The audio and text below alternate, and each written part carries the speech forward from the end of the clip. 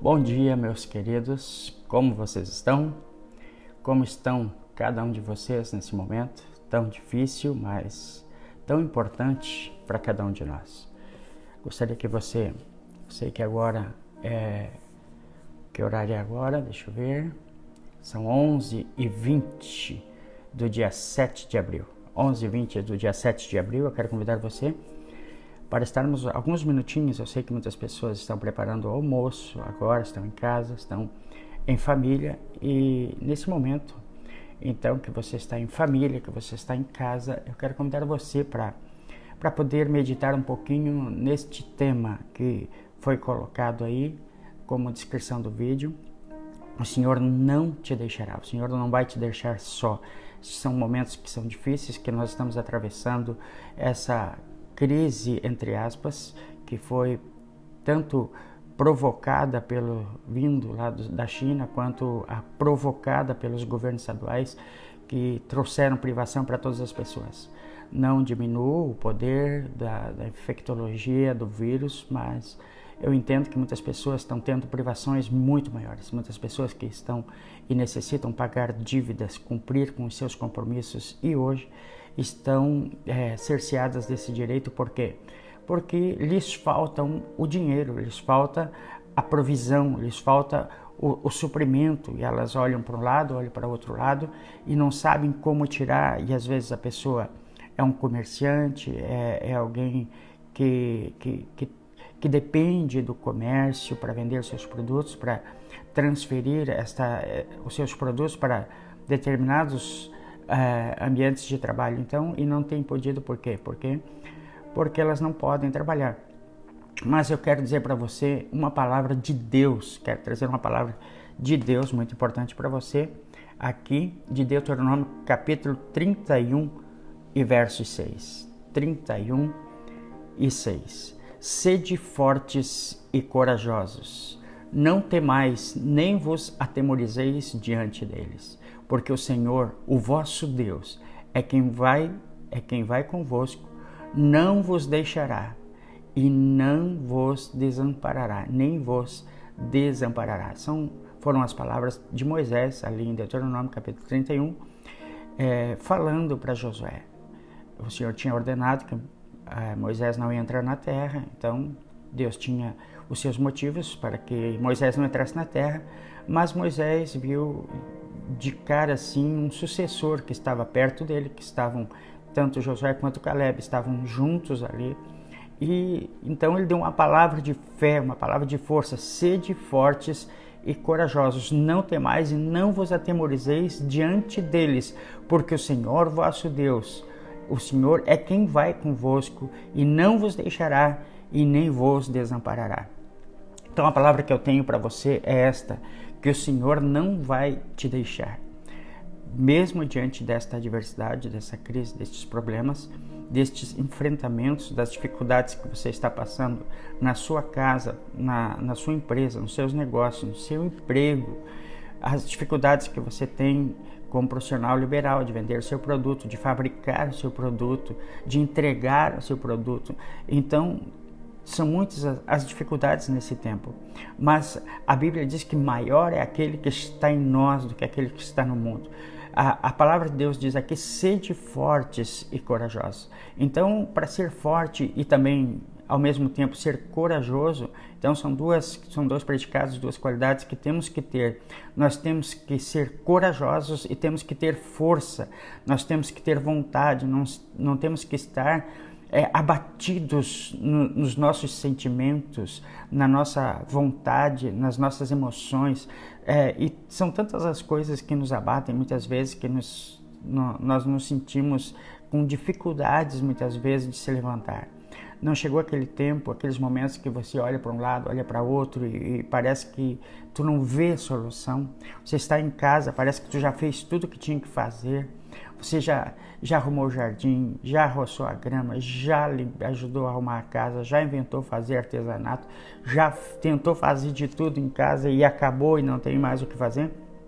Pois bem, e você tem, claro, tem a oração, tem a palavra onde você pode se envolver com a palavra de Deus para ver o que Deus quer para a sua vida, o que Deus quer manifestar para a sua vida.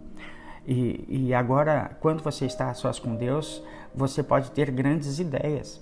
Eu me lembro do livro de Mike Murdock, também de uma palavra que ele deu quando estava em Balneário Camboriú, que ele teve uma grande ideia.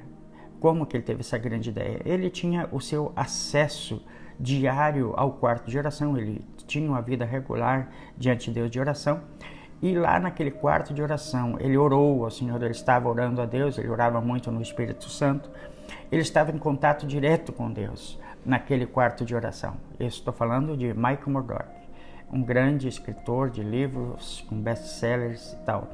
E ele estava trazendo este testemunho ali em Balneário Camboriú, e ele disse que quando estava orando e estava ouvindo Deus também no quarto de oração, o quarto de oração, a maioria das pessoas sabe quando Jesus ensinou lá em Mateus capítulo 6 e verso 6, quando disse: "E tu, quando orares, entra para o teu quarto e fechando a tua porta, ora ao teu Deus que está em secreto, porque o teu Deus que te vê em secreto te recompensará publicamente." Recompensará publicamente. E assim, então, fazia Mike Murdock, periodicamente estava diante de Deus no seu quarto em oração. E em um dado momento, num dia daqueles que ele estava a sós com Deus, Deus lhe dá uma ideia. Deus lhe dá uma ideia brilhante. Deus lhe deu uma ideia. Meu Deus, como que eu não pensei nisso? Deus disse assim: vai, ligue para a empresa tal e diga essa ideia para eles colocarem nos seus produtos. Mike Murdock ligou para uma empresa muito famosa nos Estados Unidos, e como o seu livro já tinha entrado em vários lugares e ele conhecia então o presidente, ele conseguiu falar com aquele presidente. Aquele presidente disse: olha, Mike, é o seguinte, eu achei legal essa tua ideia, mas eu vou ter que falar com a minha diretoria, preciso reunir minha diretoria, e não é assim do dia para a noite que eu reúno todos eles. Eu tenho que marcar um horário, fazer a reunião, trazê-los para perto, então expor a ideia. E se a ideia que você der certo, você vai ganhar muito dinheiro. Se for aprovada, você vai ganhar muito dinheiro. Então, Mike Murdock, tudo bem.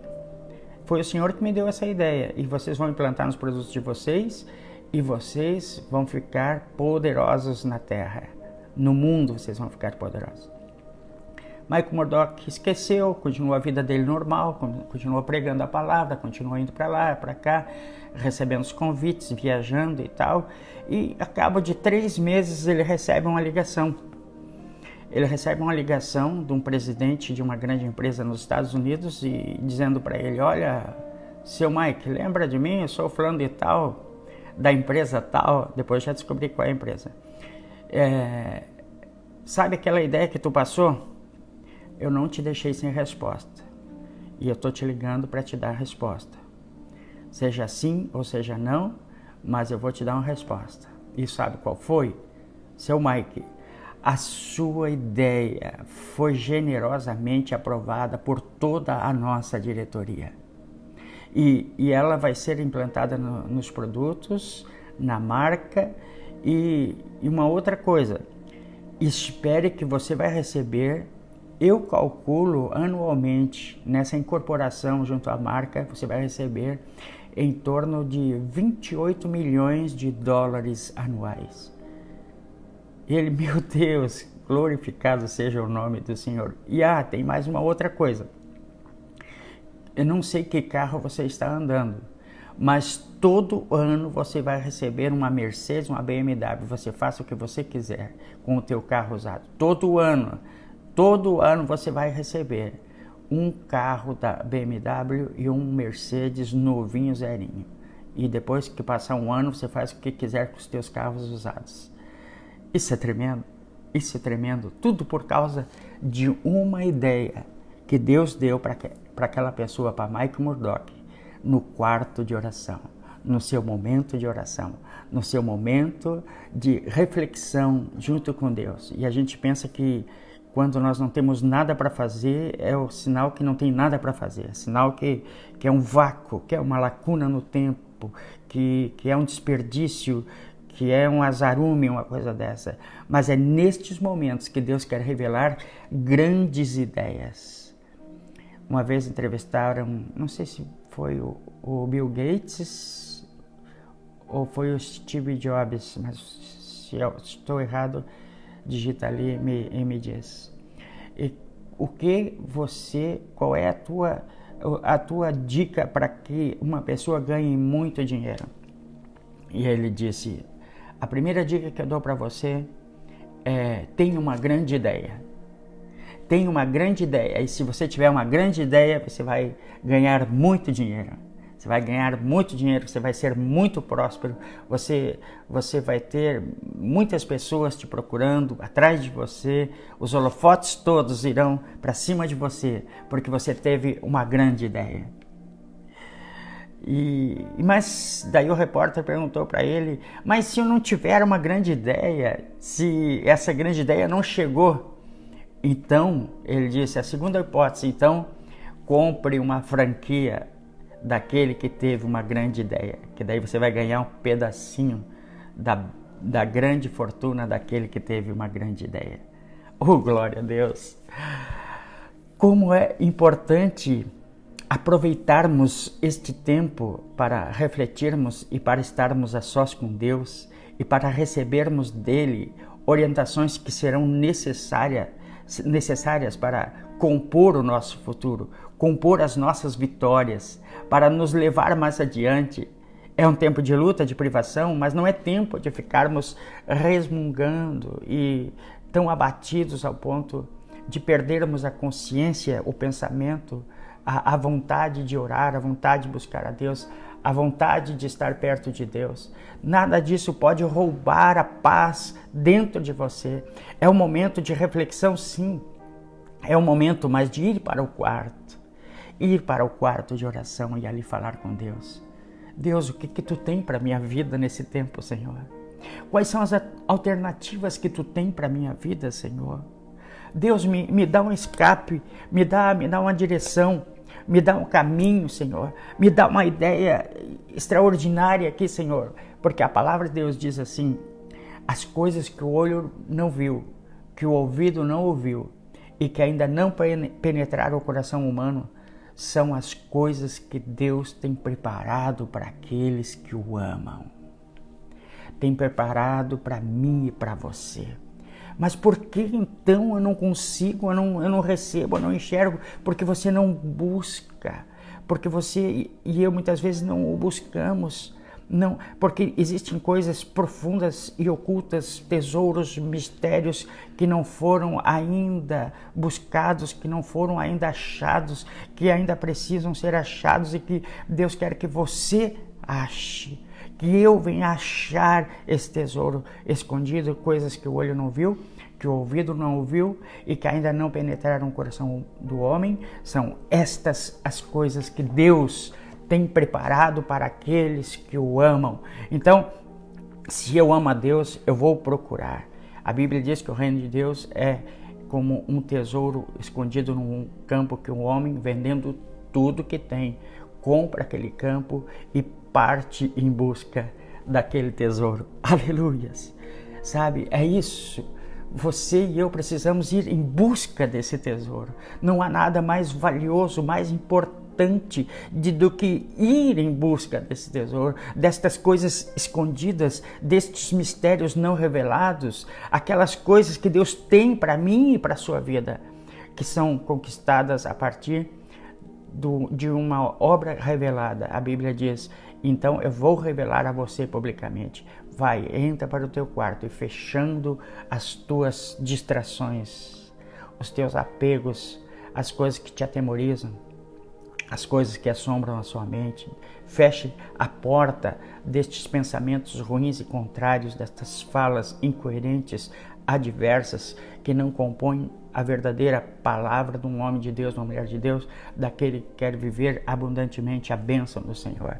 Então feche a porta destas distrações e ora ao teu Deus que está no secreto, porque o teu Deus que te vê, Ele está te vendo no secreto. A palavra de Deus diz que Ele te vê, Ele está olhando para você. Os olhos do Senhor estão sobre toda a terra e Ele está sobre a minha vida e Ele está sobre a tua vida nesse exato momento. E quando eu entro neste quarto, eu parto para uma vida de oração e ali eu oro no Espírito Santo, ali eu abro o meu coração. A Bíblia diz que o teu Deus que te vê no secreto vai te recompensar publicamente, ou seja, Ele vai publicar as obras, os milagres, tudo aquilo que eu preciso, tudo aquilo que você necessita.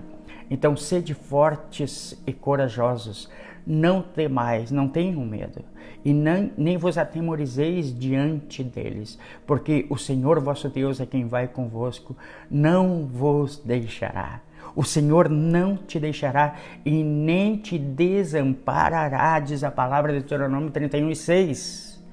E no 31:23 diz assim, agora é Josué que pegou a palavra, que ele já estava no comando, já tinha pego o bordão de Moisés, então ordenou o Senhor a Josué, filho de Num, dizendo, então Deus fala a Josué, e disse, sê forte e corajoso, porque tu introduzirás os filhos de Israel na terra que, sob juramento lhe prometi, e eu serei contigo. Então eu quero dizer para você, que ainda que haja adversidades gigantes, problemas, montanhas, portas trancadas ou travadas, não é para que eu me atemorize, não é que eu venha temer, mas que eu seja forte e corajoso, que você seja forte e corajoso, porque quando o Senhor diz que nós vamos vencer, nós vamos vencer.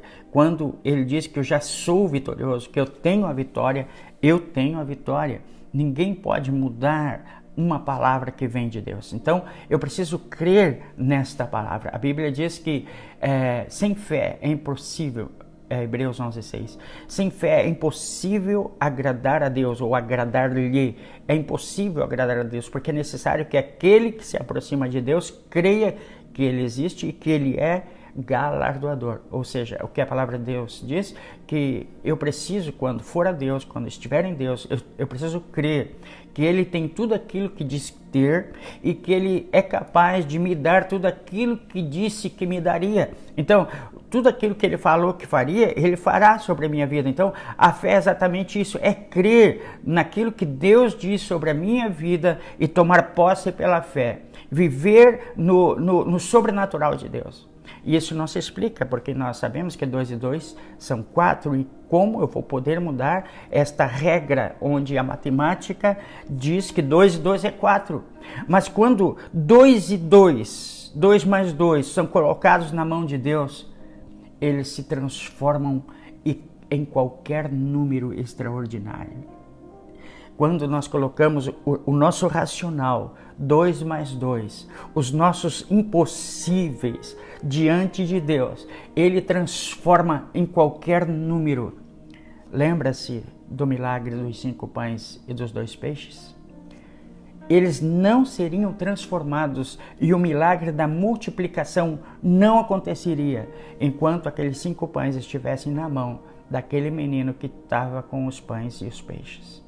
Mas quando foi colocado nas mãos de Jesus, a grande diferença é o meu pouco, em qual mão está? Se está nas minhas mãos, o meu pouco não vai ser multiplicado. Se está nas mãos de Deus, é a certeza da multiplicação e da grande fartura, sobrando ainda 12 cestos. É isso. Tudo depende em qual mão você colocou os teus 5 pães e os teus 2 peixinhos. Tudo depende. Se você tem colocado, se você tem levado sobre si todo o peso, se você tem tido uma vida mesquinha, uma vida egoísta, uma vida que só venha a nós o teu reino e seja feita a minha vontade, isso vai te trazer muito prejuízo. Mas depende em qual mão se encontra, você vai colocar nas mãos de Deus. Ele disse, lançando sobre ele toda a vossa ansiedade, porque ele tem cuidado de vós. O que ele diz, tomai sobre vós o meu jugo e aprendei de mim, que sou manso e humilde de coração. Ele quer que nós deixemos, não estejais ansiosos por coisa alguma. Antes, lançai sobre ele toda a vossa ansiedade. O que eu tenho que fazer? Colocar, transferir de mãos este peso, transferir das minhas mãos este peso, porque aquilo que ele prometeu, ele vai cumprir sobre você, sobre a minha vida.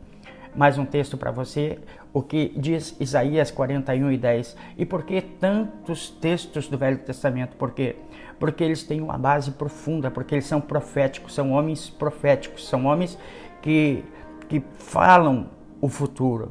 Profético, profecia, é a fala, é a orientação futura.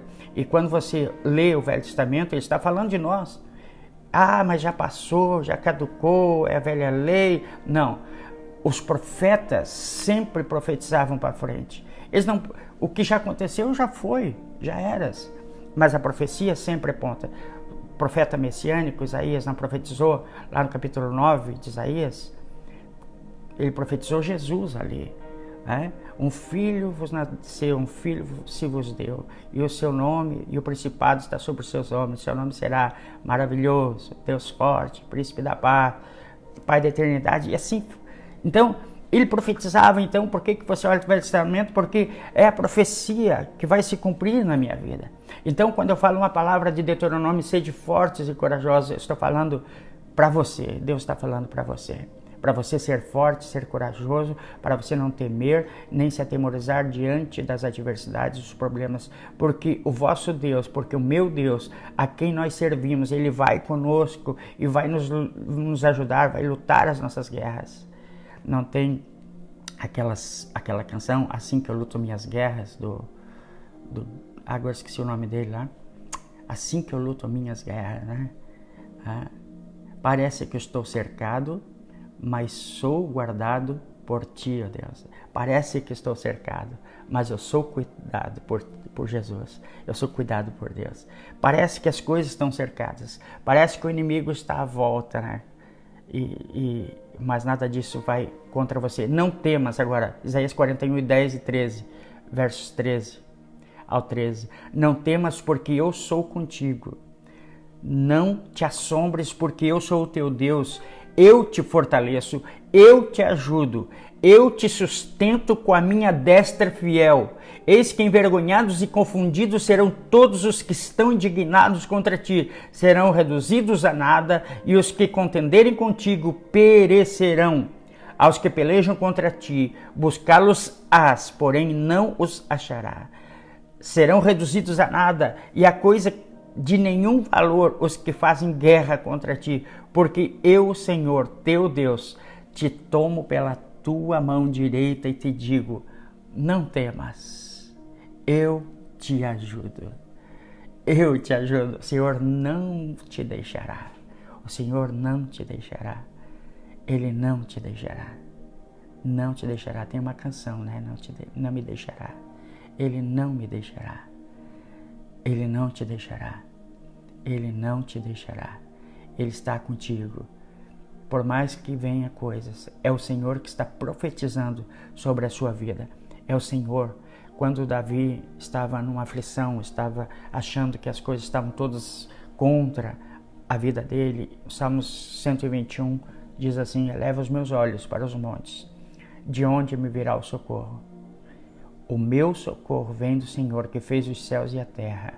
Ele não permitirá que os meus pés, eu já digo na primeira pessoa, os teus pés, mas você pode ler a palavra na primeira pessoa, trazendo para você.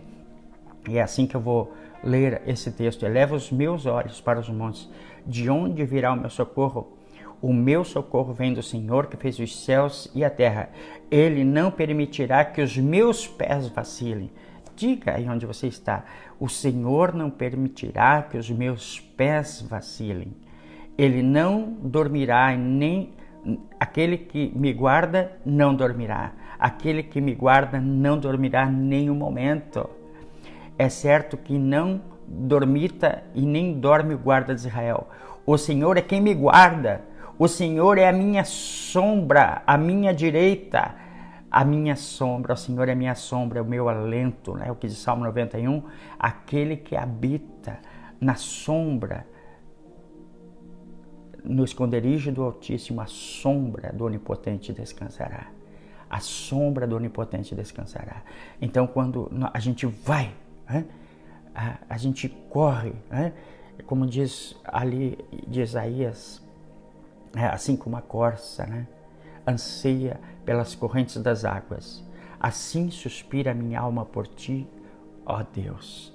Então, quando a corça vê a água como um limite para dispersar o seu cheiro, então ela mergulha nas águas e ela dispersa o seu cheiro.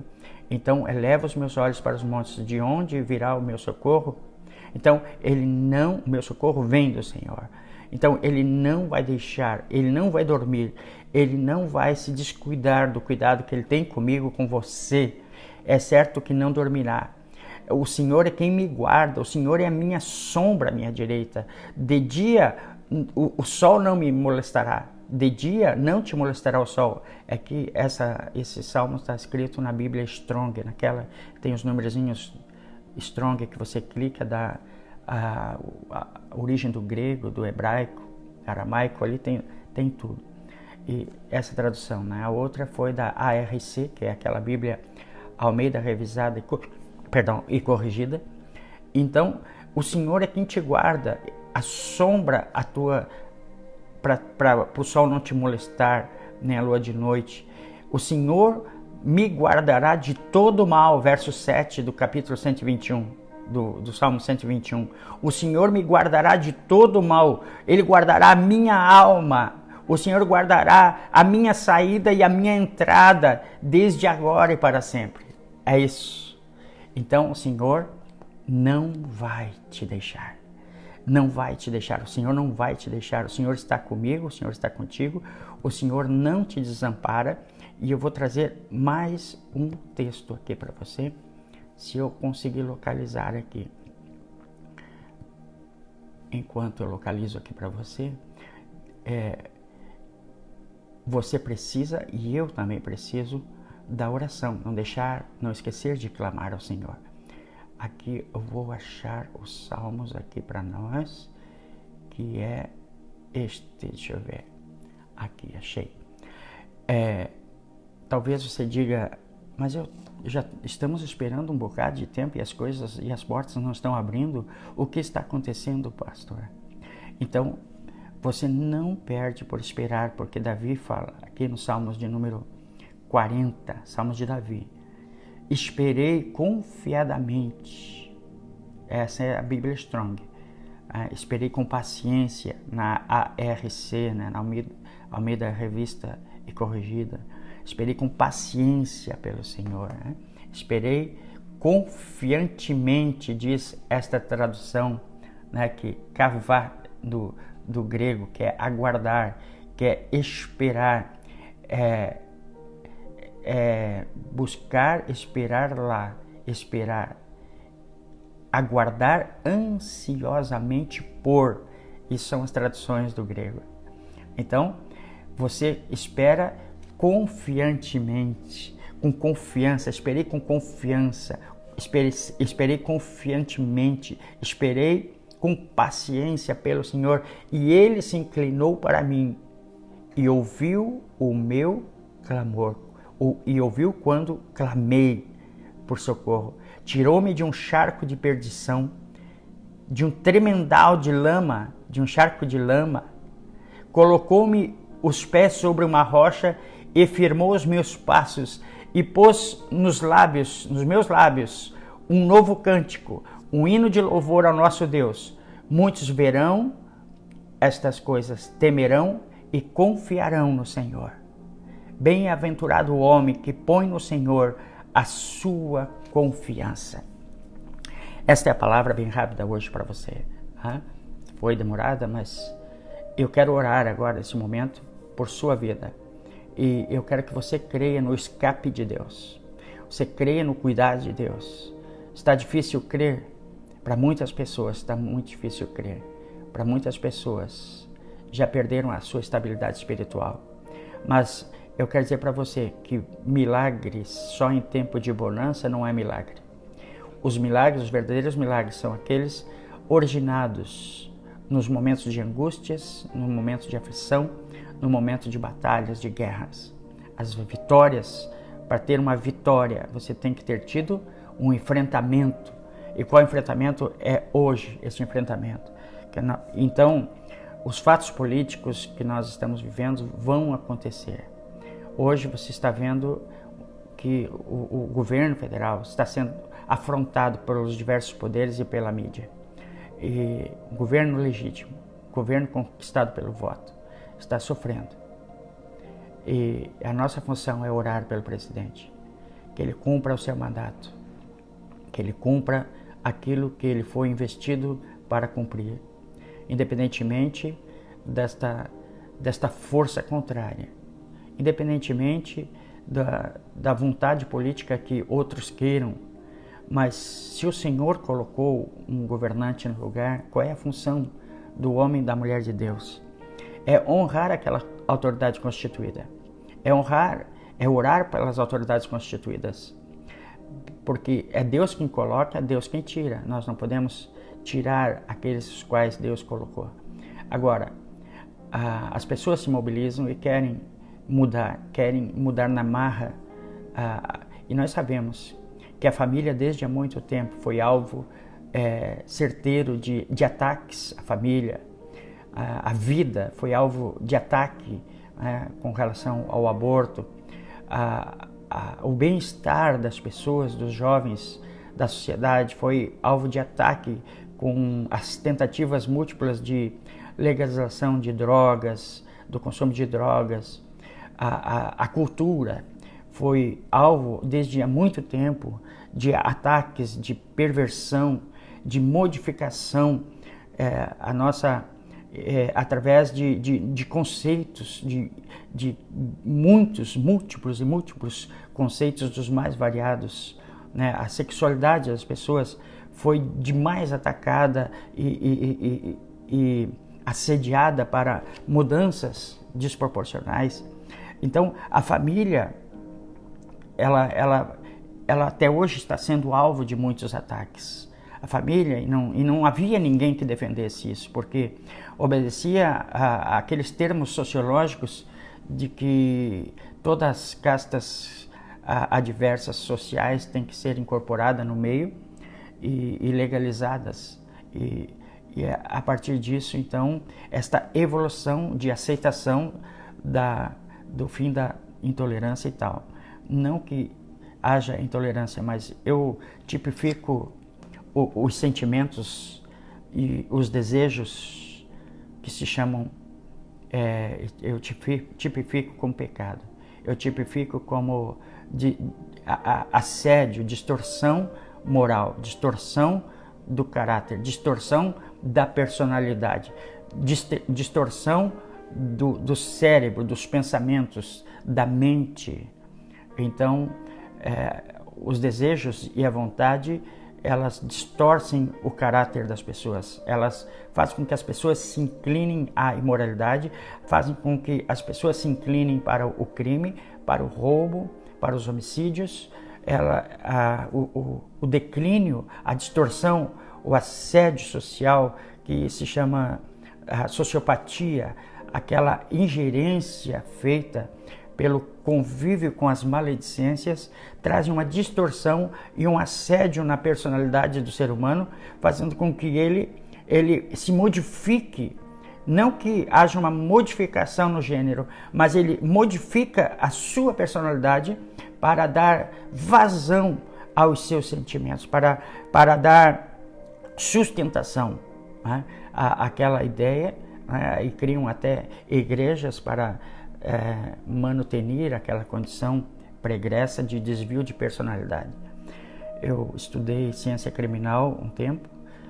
Uma das matérias que nós tínhamos era a criminologia, e eu gostava muito daquilo porque ali falava muito sobre o desvio da personalidade, como você identifica o ser humano, o caráter, a personalidade do ser humano, desde a partir do exame da escrita, como a pessoa escreve, ela identifica e determina o meu comportamento, o meu caráter, a minha integridade vai ser definida e pode ser identificada de diversas formas.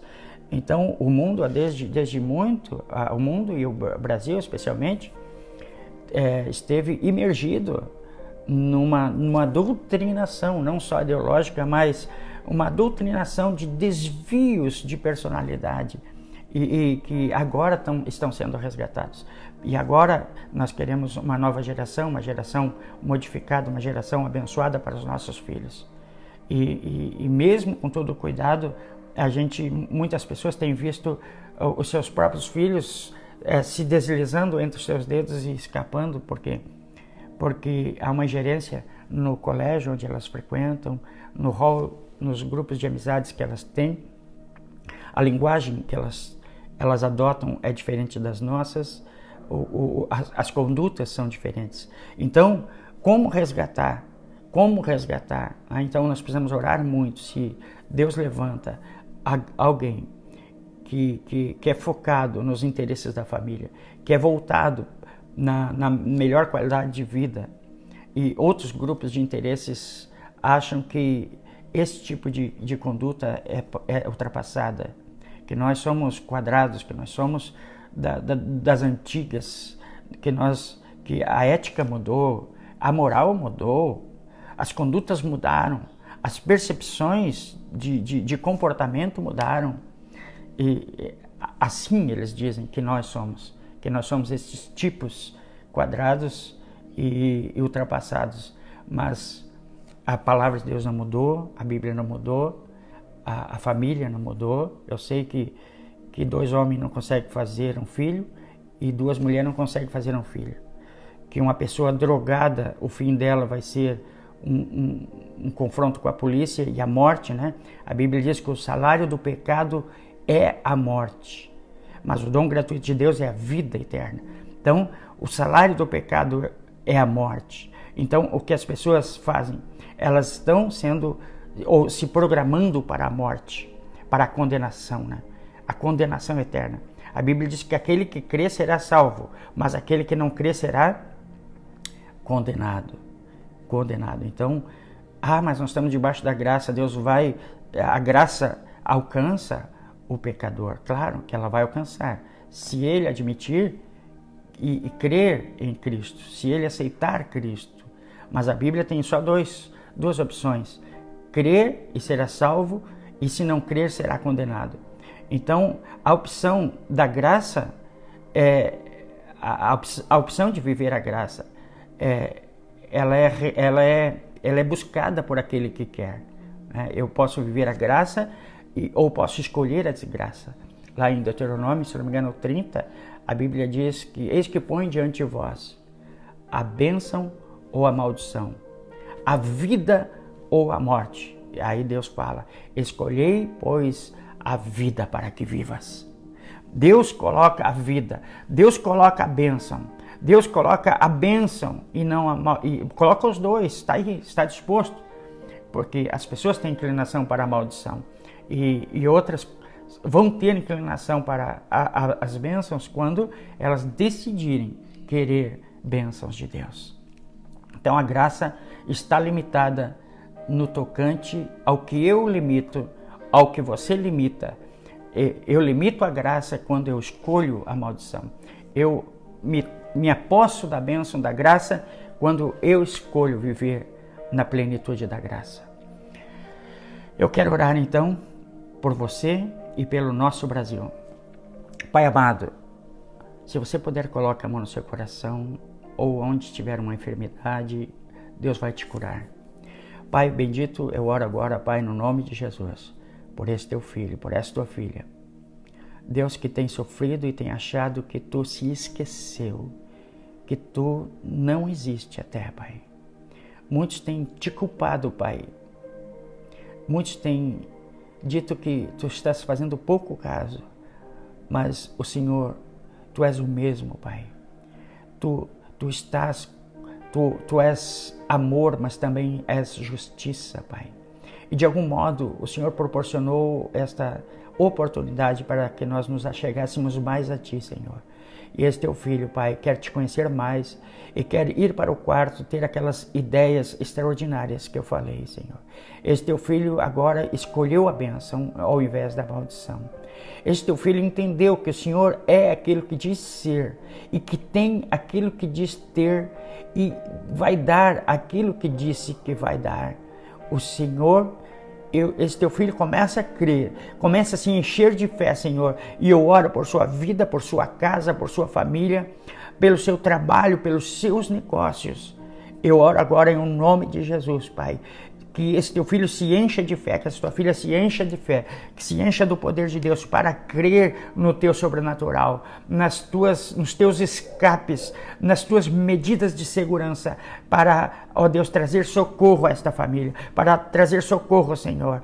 E também eu oro, Senhor, que caiam por terra todas as enfermidades, Pai. Nos dias que nós estamos, Pai, onde colocaram leis que você não pode nem ir ao hospital, Pai, que você tem que ligar antes para ver o grau da tua enfermidade. Pai, eleva os meus olhos para os montes, de onde me virá o socorro, Senhor? De onde me virá o socorro? De onde virá o socorro para esse teu filho? O socorro, o nosso socorro, Senhor, vem de ti, Senhor.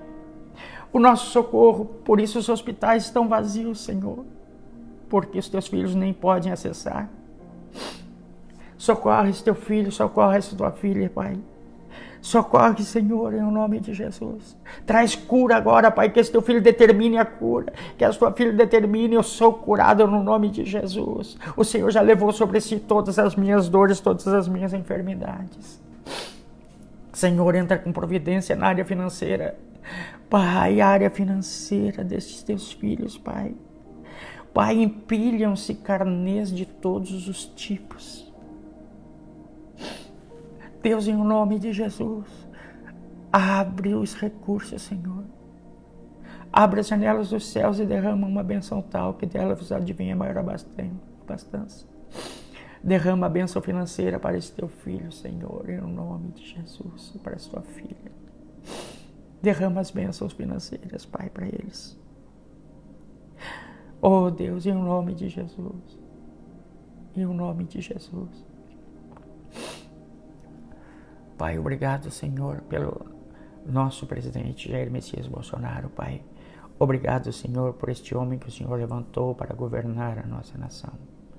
Independentemente de que partido seja, o Senhor é quem levantou, Pai. E nós temos a responsabilidade de orar. Nós temos a responsabilidade de cobri-lo com as nossas orações, Pai. Impedir que todo dardo do diabo chegue a este homem. Em nome de Jesus, cobre a nossa nação, cobre o nosso Brasil, Pai, com o teu poder, Pai. Que nenhum vírus, nenhuma enfermidade, Senhor, seja letal ao ponto de nos arrancar da estabilidade emocional e espiritual diante de Ti. Eu oro pela nossa nação, eu oro pelos lares, Pai. Deus, que os lares estejam imunes aos ataques das enfermidades. Eu oro, Senhor, que a nossa casa, que o nosso ir e vir, cobre o teu filho quando for na farmácia, quando for no mercado, cobre os teus filhos, Pai, que não sejam acometidos por enfermidade alguma, por setas, por espíritos de enfermidade, Senhor. Cobre os teus filhos, Pai, quer onde vão, Pai, que eles estejam cobertos e protegidos pela Tua graça, Senhor. Ó, Pai, tributamos a Ti, Senhor. Tributamos a Ti, Senhor. Deus, e dizemos que Tu, Pai, és merecedor de receber toda a honra, toda a glória, todo o louvor, Pai. Deus, colocamos em Ti, Pai, todos os méritos, Pai, dos milagres que vão acontecer sobre a nossa nação, porque Tu és Deus e Tu estás entronizado sobre as nações, Pai. Em o nome de Jesus eu Te agradeço. Em o nome de Jesus. Aleluias. Aleluias. Agradeço a cada um de vocês que estão conosco. Que Deus vos abençoe. Que Deus guarde a cada um de vocês. Que Deus proteja vocês aí na Itália. que estão muitas vezes sofrendo, privados também do ir e vir, que foi muito atingido a Itália. Então, eu quero que Deus vá até a Itália, né? Nós temos a nossa raiz italiana e eu quero que Deus guarde a Itália, que Deus cure todos os enfermos na Itália, cure não só das doenças físicas, patológicas, mas das doenças espirituais. Que você aceite Cristo como Senhor da sua vida e que passe a ser governado a partir do Espírito Santo, que passe as tuas emoções, as tuas vontades serem governadas pelo Espírito de Deus. Em o nome de Jesus, oro pela França, oro pela Espanha, oro pela China, oro, Senhor, por todos estes países que estão mais infectados, que foram mais afetados pelo coronavírus. Eu oro, Senhor, que o Senhor traga cura, que a tua cura certamente brote nestes lugares, Senhor. Em o nome de Jesus, eu profetizo sobre as nações e te agradeço, Senhor. Tu estás conosco. O Senhor não me desamparará. Ele não te desamparará. Ok? Deus abençoe e fique com Deus. Me chamo Edson Cruz e se você tiver necessidades, quiser oração ainda, você pode ligar prefixo 47 9951 7777. Deus abençoe você e fique com Deus.